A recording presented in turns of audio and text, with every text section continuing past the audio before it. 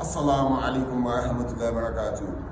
Mo kí gbogbo àwọn olóríire ẹ̀dá tọ́lọ́run ò ṣe wá lórí ibú bíi ti àwọn Parakoyi, Ṣùbẹ́wù lọ́ba níkà, Jamiu Ọládayọ̀,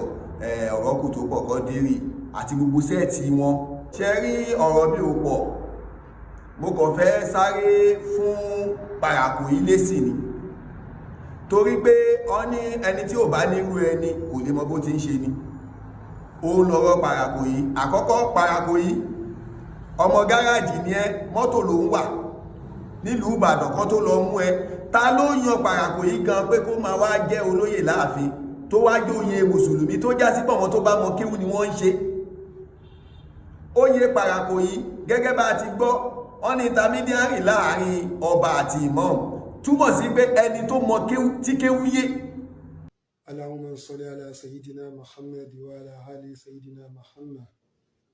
kama sallaita ala sayyidina Ibrahim wa ala ali sayyidina Ibrahim fil alamin innaka Hamidum Majid. Ma Muhammad wa man kana Muhammad ala Muhammad Rasulullah sallallahu alayhi wa sallam. Alhamdulillah. Àmọ́ oore pẹ́ aṣiwèrè ẹ gbàgbé tó bá já sí pé nígbàtí àwọn ẹbí ẹ tí wọ́n kọ lẹ́tà wá fún ìmọ̀ọ́mù yìí pé kí mọ̀ọ́mù ó yọ ẹ́ pọ́wọ́n ò fẹ́ ẹ mọ́, kí mọ̀ọ́mù ti gbà bẹ́ẹ̀ gbà náà, o ní máa wá ṣe rádaràdá tó ń ṣe lónìí. Àmọ́ kò sí bó ti fẹ́ jẹ́ o, ó padà yọ ẹ́ náà ni o. Ìwọ yìí kan náà ló sọ nígbà yẹn pé ẹ kò lè bá wa gbé nílùú yìí. Ìwọ yìí náà ló tún wá ní pé kó ṣubú. Tó ti jẹ bàbá ka Imam tó ti jẹ láàyè yìí nínú ìlú yìí l'Ógbomọṣọ yìí kìí sọ lálákọ̀ọ́kọ́ Ọlọ́run kó wọlé àlùbáríkà ẹnìkọ̀ọ̀kan Ọlọ́run bá wa gbé wọn ṣubú, bá wa gbé Yínúsà ṣubú àtòhun àti gbogbo àwọn tí ń tẹ̀lé àti gbogbo àwọn tí ń ràn lọ́wọ́. Pé kí mọ́mù Ògbómọ̀ṣọ́ ṣubú lẹ́nu ẹ, ọ̀rẹ́ ò lè jọ mí lójú. Àtijọ́ tó ti sáàgù títí inú ilé ẹ ní every Friday òun ni wọ́n wá ń pẹran pé torí gbẹ́gẹ́ lè gbé mọ́mù ṣubú. Kí ni àbọ̀dí ẹran tẹ́ ń pa? Ṣe bá mú ẹ padà kó sínú kànga ni àbí ṣe bẹ́ẹ̀ ṣe ló kú òru ni? Ṣe àbọ̀dé wípé òun sàsí mọ́mù Ògbómọ̀ṣọ́ òun lọmọ ẹ fi lọ kó sínú kànga tó kú sínú kànga. Ṣe bí gbọ́n máa fi yọ ọmọ náà ti kú. Ẹṣẹ́ ló kú ògùn ni, àmọ́ àwọn òye fi in tí ò dá yọ̀ọ̀yọ̀ torí pé gbogbo wa yìí náà Ọlọ́run nìkan lọba tó pé. Láṣẹ fọwọ́lẹ́rọ́ta àwọn tó bá jẹ́rú yìí ni ẹ ti máa ṣe yẹ̀yẹ́ èèyàn, ẹ ń sàsí mọ́ọ̀mù ara yín náà ni àdánwò yẹn ń dé padà wá bá. Ṣe bí látara pẹ́ ń sàsí mọ́ọ̀mù so ìwọ ẹ̀tún tí ìjáwọ́ náà pàápàá ìwọ Parakoyi olùsí ọmọ lórí wípé òun sàsí mọ́ọ̀mù òtún tí ìjáwọ́ náà. Irú ẹ wá ń ṣépè fún mọ́ọ̀mù yìí pé yóò ṣubú. Ìmọ̀ọ̀mù ti fún ilé sí o, èsì yìí rèé o. Ẹni Ọlọ́run gbé dìde tẹni kó ṣubú, bí ó ṣe wá ṣubú yóò ṣojú Ọlọ́run. Ẹni bá rohun tí ó dáa lémi lórí yóò kó ohun tí ó dáa lọ́dọ̀ Ọlọ́run. Torí pé kí ni ìmọ̀ọ̀mù ò lè ṣubú? Ẹ̀yin kan náà lẹ́ni ìmọ̀ọ̀mù ń ṣe wọ́nranwọ́nran. Ẹ̀yin kan náà ni Àbíbù láàfin tó sọ pé kó bá máa kú kó kú. Ẹ̀yin kan náà ni Ṣùbẹ́rù tó ní òun gbé ìgbìmọ̀ kan dìde kan máa ṣọ́ ìmọ̀ọ̀mù kiri. Kí ló dé? Ẹ̀yin kan náà ni inú olóyè láàfin náà ló dàbí kó wọ́n rẹ́yìn ìmọ̀ọ̀mù. Kìrìsìtẹ́nì sì ni bàbá yìí. Ẹ̀ ń léyàn láti gbé ọjọ́ ẹ̀rí mọ́ ẹ̀sìn padà.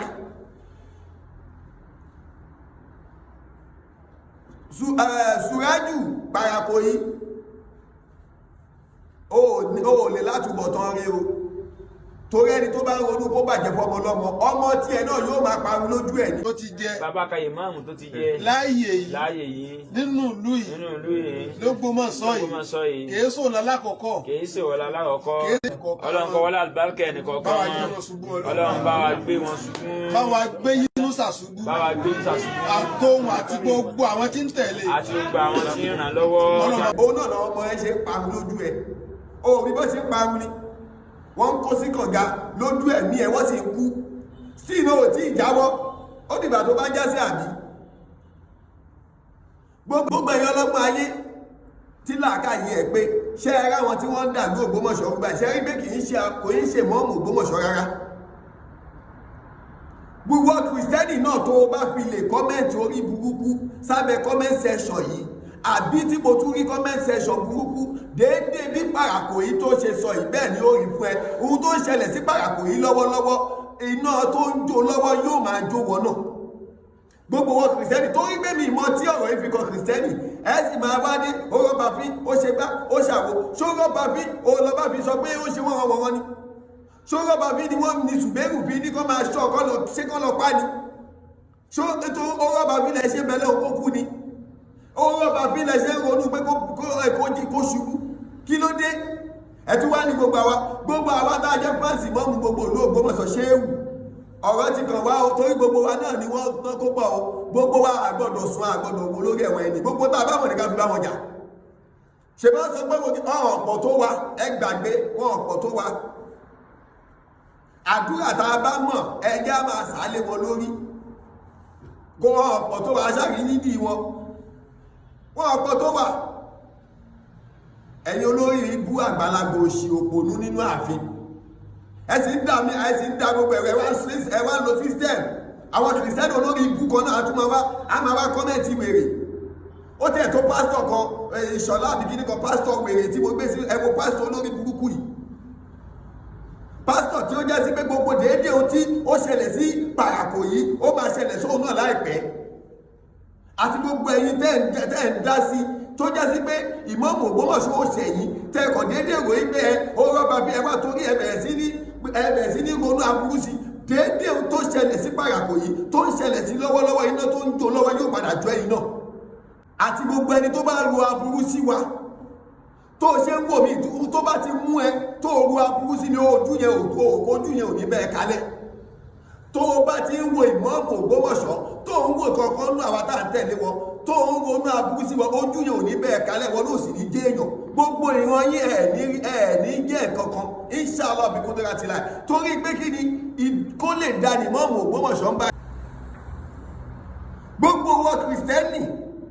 tó bá tún fẹ́ kọ́mẹ̀ntì aburú sí abẹ́ kọ́mẹ̀ntì section tèmi ò ní gèrè déédéé tó ṣẹlẹ̀ sí Parakoyi yóò ṣẹlẹ̀ sí e àkílódé kílọmọ lọmọ ṣe tó bẹ́ẹ̀ ẹ̀dẹ̀ ń da láàmú ẹ̀wọ́n ń dẹ́gbẹ́ ní ó bàbá ó gbé kíní kan lọ kóòtù ṣé tí yóò bá sí ọ̀rọ̀ kóòtù ẹ̀wọ̀n adúgbò tọ́wọ́ ẹni yìí bá ti ṣe àbákọ̀ tí wọ́n ayá kìlà pé kó pa á máa wá ní àwọn òmọwọ́ ọ̀hún mẹ́sẹ̀ ṣé bí wẹ́ẹ̀ ló ṣe ìbínú wípé àwọn òrí mú orí gbogbo tí wọ́n ṣe yìí náà tó ti jẹ bàbá ka Imam tó ti jẹ láàyè yìí nínú ìlú yìí l'Ógbómọ̀ṣọ́ yìí kìí sọ lálákọ̀ọ́kọ́ Ọlọ́run kọ́ wọlé àlùbáríkà ẹnìkọ̀ọ̀kan Ọlọ́run bá wa gbé wọn ṣubú bá wa gbé yínú sàṣubú àtòhun àti gbogbo àwọn tí ń tẹ̀lé àti gbogbo àwọn tí ń ràn lọ́wọ́ tí ń tẹ̀lé ó ṣe wá rán ìbínú pé wọn rí mú nínà kí ló ṣẹlẹ̀ kí ló dé kí ló le tó bẹ́ẹ̀ kì í ṣọmọlé gbogbo ẹgbẹ́ ẹ̀ jáde gbé ọmọlé wọn ni ẹtú sì sórí ibú kiri ìwọ Parakoyi ìwọ ọmọ gáràjì lásán ọmọ gáràjì tẹ́ gbé tẹ́ ní kó wá máa joyè oyè mùsùlùmí ọmọ gáràjì tẹ́ ní kó máa wá joyè mùsùlùmí tí ò kéwú tí kéwú kọ kò sí lára ẹ̀. على سيدنا إبراهيم وعلى آل سيدنا إبراهيم في العالمين إنك حميد مجيد ما محمد ومن كان محمد على محمد رسول الله. mo rántí pìrìsẹ́ńtà kan níjó ní tó sọ pé ṣé tí Parakoyi tó bá yọ ìmọ̀ọ́mù ṣé wọ Parakoyi náà ṣó dágájá láti fi síbẹ̀ ni. bàbá Parakoyi nìyẹn. bàbá Parakoyi. wọ́n ní àgbà kì í wà lọ́jà kórí ọmọ tuntun ó wọ́. kí ló dé tó wá jẹ́ pé àgbà ti yín igbe borí ọmọ tuntun lè tu kó tu ńlẹ̀ yìí náà tún kéèkì. àgbà kì í ṣòro bí èwe òótọ́ ọ̀rọ̀ bí ọmọ ìyá àsọkúsọ. eléyìí ọmọ jó yín lára burúkú bàbá Parakoyi. fọ́nrán yín làwọn ayé ń ṣí àkáàkiri. ẹ mọ̀ pé nígbà míì ìwà aburú a máa bo dáadáa ẹ̀dá mọ́lẹ̀. maturity has nothing to do with age kí wọ́n bá yín tú sà. bàbá Parakoyi kí lẹ fẹ́ gbà nù kí mọ́mù tọ́lé á kú ònípò. ẹ jẹ́ ń béèrè lọ́wọ́ yín tó bá tiẹ̀ wá kú ònípò kí ló fẹ́ ṣẹlẹ̀. ó yá tí ò bá wá kú ò lórí ipò yẹn náà kí ló tún fẹ́ ṣẹlẹ̀. ṣé tó bá kú òun bẹ́ẹ̀ sẹ́yìn fúnra yín Parakoyi iṣẹ́ dángájíá lórí ipò yẹn. ń gbé pẹ́ yan ara yín l'Ógbómọ̀ṣọ́ náà lẹ́ ń jẹra yín lẹ́sẹ̀. ẹ kú. ìwọ tó ká bẹ́ẹ̀bù àtiwọ́ àti mọ́mọ́ àfi àti gbogbo ẹgbẹ́ ẹ̀dùn ìwọ tó ká bẹ́ẹ̀bù wo ló tó mọ́mọ́ Ògbómọ̀ṣọ́ nu gbogbo yìí ẹ jẹ́ àgbàgbé ẹ lè jù lọ lọ́jọ́ orí ìwọ ló tó kábà tó lọ́jọ́ orí ìwé ṣe gbogbo owó lẹ́kùn tẹ́ fi dàgbà ẹlòmíì àjọ̀nú ló pè tó fi mú jọ lójú ẹ̀yin òpònú àgbàlagbà ẹ sì ń sọ pé ọ̀ndàlúrú tábà sọ àwọn àdàlúrú amúkẹ́wọ́n wá sọ pé kàbí sọ́ra ní ètí jẹ́ kí kéèsì kó yanjú kàbí kí ni ti kàbí sọ́ra ṣé kẹ́ máa sórí ibú báyìí ká máa wá wò ní ká má tètè pariwo ń sáyé ó dìgbà tẹ́ bá ṣe wá léṣe ẹ máa ní kó máa ṣọ́ wa kiri ẹ wo gbogbo ayé ẹ jọ̀ọ́ gbogbo wọn kìrìsìtẹ́nì tó ní làákàyè ẹ bá wa bẹ̀ kábíyèsí bàbá wọn bá Gandhi Afọlábí wọn bẹ̀rẹ̀ kábíyèsí ẹ bá wa bẹ̀ wọ́n tí kí tó fẹ́ gbà lọ́wọ́ mọ́ọ̀mù ní tó fẹ́ gbà lọ́wọ́ mọ́ọ̀mù kan sọ fún wa náà àkọ́kọ́ gẹ́gbọ́n ká sọ pé kì í ṣọmọlé yẹn yẹn ti kú òun bẹ́ẹ̀ kó ṣọmọlé kọ́lẹ̀ dẹ̀ ń bá jà mọ́ báyìí torí pé tó jẹ́ ká pè wọ́n ní pé inú tí mọ́ọ̀mù bá ṣe wá sí wọn ló bú àwọn lórí múgbà yìí inú ààfin òun ni gbogbo ọ̀rọ̀ burúkú tí máa ń jáde ẹ wà ní kí mọ́ọ̀mù ó dákẹ́ kó má fèsì ṣẹ́ni ọmọ ọlọ́mọ tẹ́ ń gbé ṣépè ẹ wà ní kó má fèsì ọmọ ọlọ́mọ kí ni túmọ̀ wọn kéèyàn yí lórí ẹ wà ní kẹ́ni yẹn má fèsì kí ló dé tádọ́ máa gún lábẹ́rẹ́ tí ò ní sọ̀rọ̀ náà ẹ sì máa sọ pé gbogbo wa aláṣejù ṣé a máa rí nǹkan báyìí adákẹ́ náà ní tètè pariwo fáyé ni kí Parakoyi máa ṣépè fọmọ ọlọ́mọ nínú ààfin táwọn olóyè ìlú sì wà ń bẹ̀ gbogbo ẹ̀yin adájọ́ gbogbo ẹ̀yin lọ́yà ọ̀rọ̀ ọmọ lẹ́kọ̀ọ́ ni wọ́n dẹ̀ sọ náà yìí o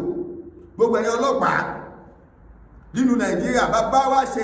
bàbá wa ẹnjíníà Ṣèyí Mákindé ọ̀rọ̀ ìlú Ògbómọ̀ṣọ́ ti wá ó ti kàn yín o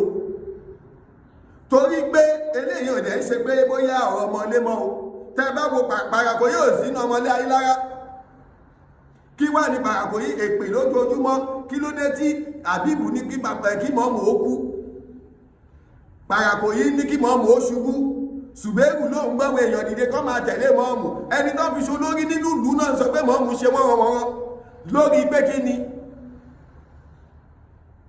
ẹ bá wa dá sí o gbogbo ẹ̀yin ọ̀jọ̀gbọ́n o aburú ò ní ṣẹni kankan wá o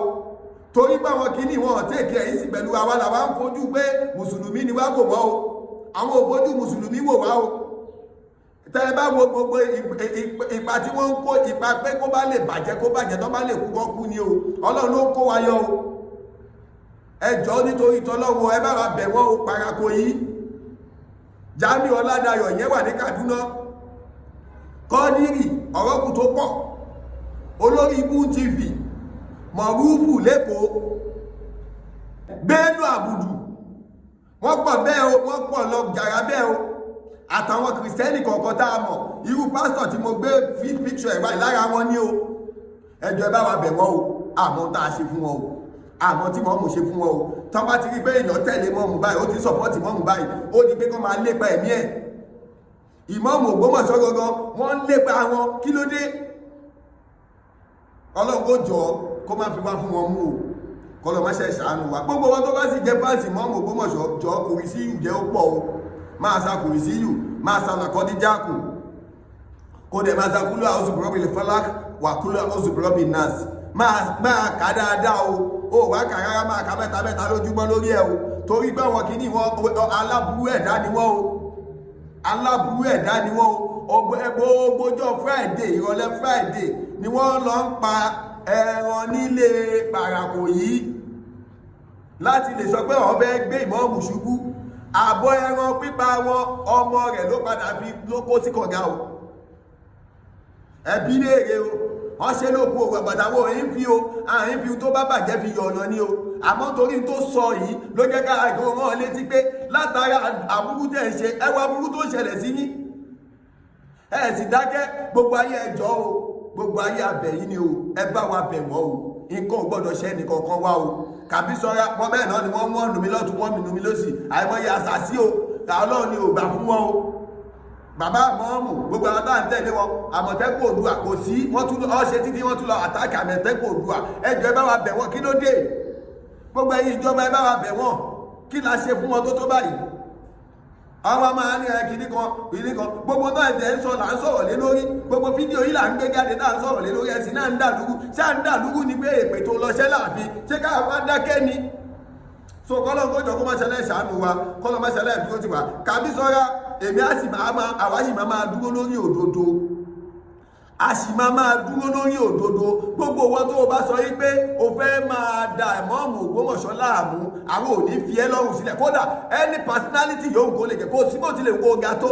a sì máa bẹ́ẹ̀ fà á so Ọlọ́run ní lójú àdúrà tiwa Ọlọ́run wá wà pẹ̀lú wa gbogbo àwọn fáǹsì ìmọ̀ọ́mù Ògbómọ̀ṣọ́ ẹ má jà bẹ̀rù kò sí nǹkankan nǹkan ò ní ṣe ìmọ̀ọ́mù Ògbómọ̀ṣọ́ kò sí ní ṣe gbogbo àwọn fáǹsì wọn ọlọ́lá haúlá wàlá quwwata illa billahi aliyyil azim bisimilahi alam nashra bisimilahi rahmanir rahim alam nashra laka sadrak wa wadana anka wizrak alladhi anqada zarak wa rafa'na laka dhikrak fa inna ma'al usri yusra inna ma'al usri yusra fa iza faragta fansab wa ila rabbika farghab. Assalamu alaikum.